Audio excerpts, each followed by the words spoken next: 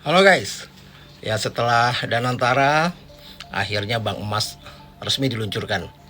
Tadinya kita pikir ini untuk menampung SDA kita gitu ya, tambang-tambang emas kita, menampung hasil dari Freeport mungkin ya.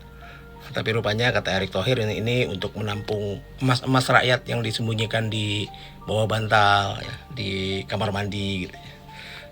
Yang katanya sampai 1.800 ton jumlahnya untuk dikumpulkan di bank emas ini.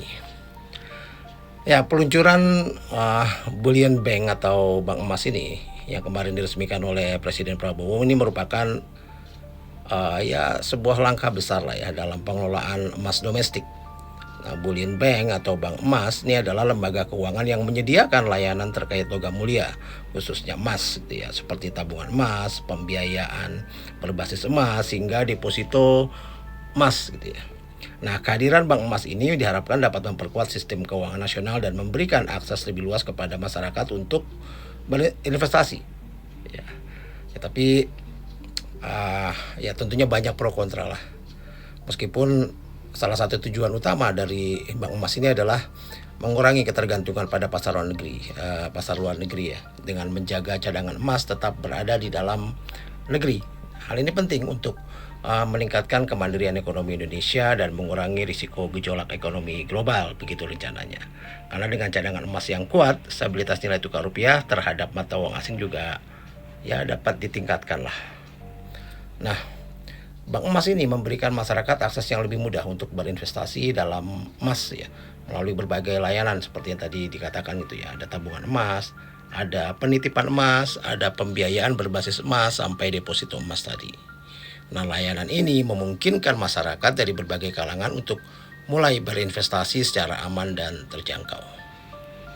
Nah, jadi ya, keberadaan bank emas ini diproyeksikan dapat meningkatkan PDB kata pemerintah nih sampai 245 triliun dan menciptakan 800.000 lapangan kerja. Nah, ini menunjukkan ya potensi besar lah bank emas sebagai pendorong perekonomian nasional. Dan juga ini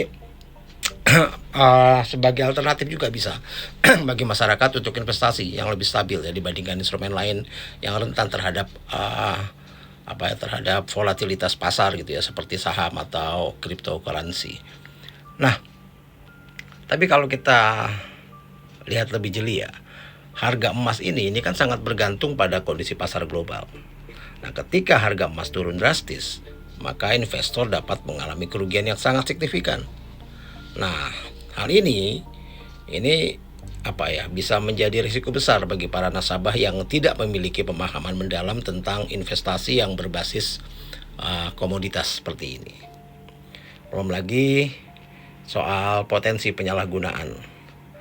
Meskipun sudah diawasi oleh OJK gitu, Otoritas Jasa Keuangan, risiko penyalahgunaan dana dan praktik-praktik yang tidak etis terhadap emas ini ya tetap saja ada.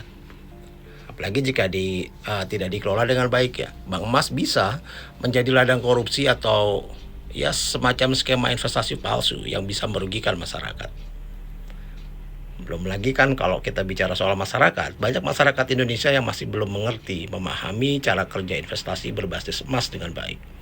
Nah, tanpa edukasi yang memadai, ada risiko mereka akan terjebak dalam keputusan investasi yang salah atau bahkan menjadi korban penipuan. Nah, saat ini hanya PT Pegadaian dan Bank Syariah Indonesia atau BSI yang memiliki izin untuk mengoperasikan Bullion Bank ini.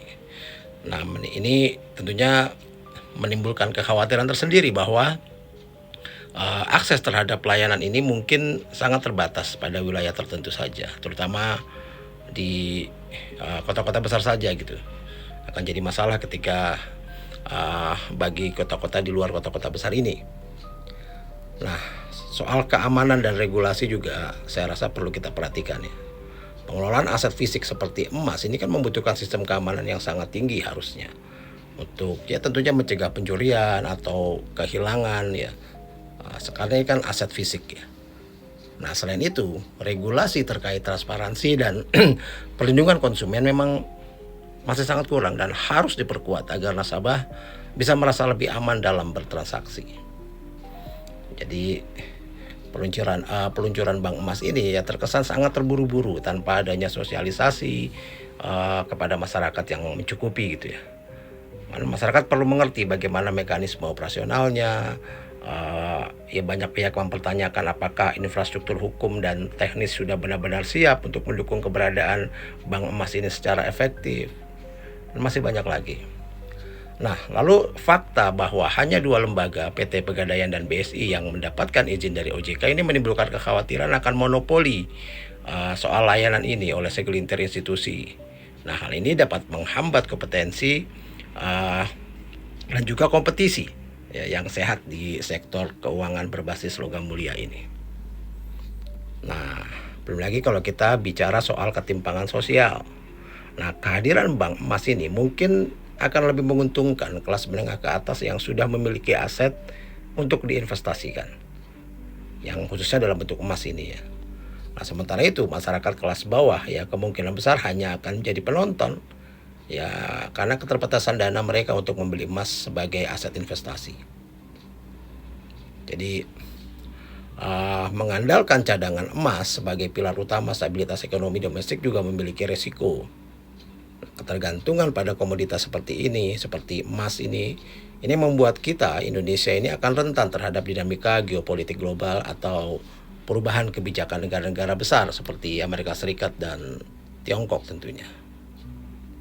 Jadi pemerintah bersama OJK perlu meluncurkan program edukasi nasional tentang investasi berbasis logam mulia ini, saya rasa, agar masyarakat bisa memahami manfaat sekaligus resikonya secara menyeluruh.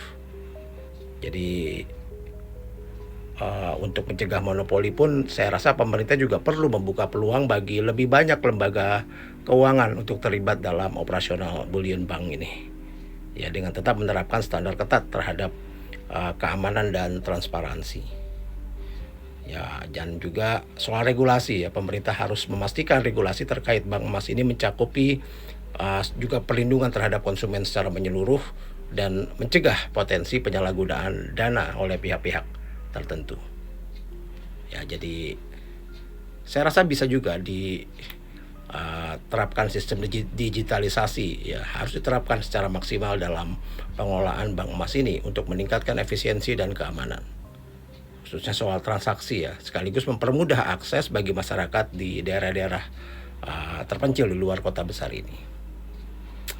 Saya rasa begitu. Salam.